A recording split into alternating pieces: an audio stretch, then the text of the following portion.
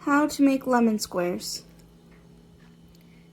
In a medium-sized bowl, add 1 cup of flour, ½ cup of sugar, 1/8 teaspoon of salt, and 4 tablespoons or 1/4 cup of cold cubed butter.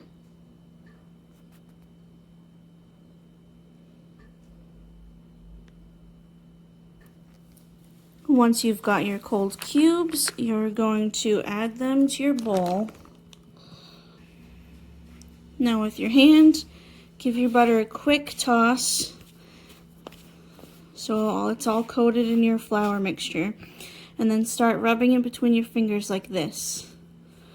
Keep rubbing it between your fingers like this until a sandy consistency forms. Be as thorough as possible. You want to mush down all of your cubes. I've only been doing this for a couple seconds, but you can already kind of tell the texture is already changing. Keep going until you get a sand consistency and all of your cubes are mushed into small little bits. You know you're good to go when all or at least most of your butter cubes are about this size. And when you take a handful and pack it together, it actually stays packed, or is just like a little bit crumbly, but it should stay together. Next, you want to grease an 8x8 pan and carefully toss your mixture into it.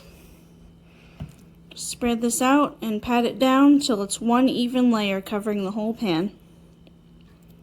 You want to bake this off at 350 degrees for about 10 to 12 minutes or until it's golden. Also, don't get rid of your bowl yet. We're going to use that to make our filling. Now in your bowl, you're going to mix 1 egg,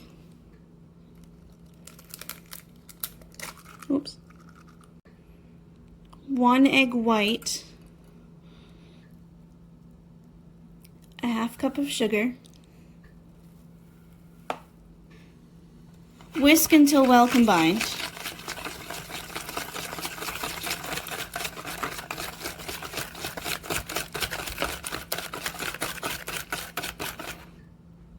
Now on to our lemon.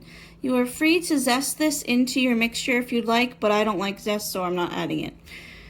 Regardless, cut this in half and get all the juice out.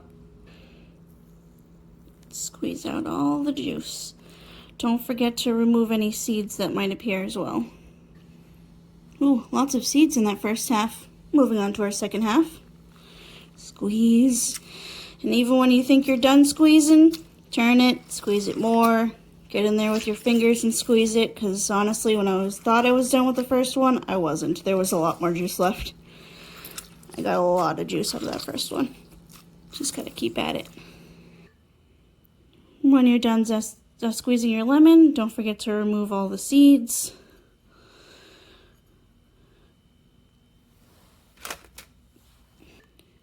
If you're worried about any hidden seeds, you can always just run it through a sifter and pour it in a cup or something.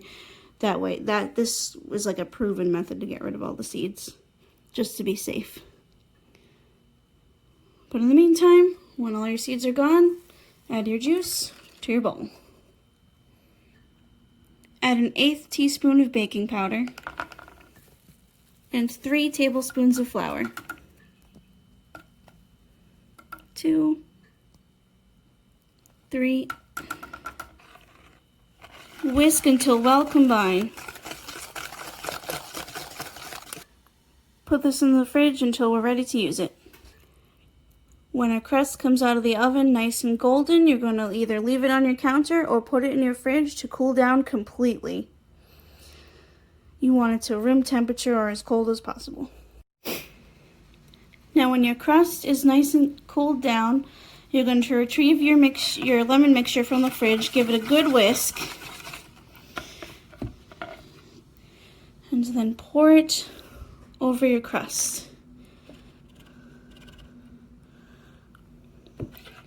Use your whisk to lightly move it over if it's not fully reaching all the edges.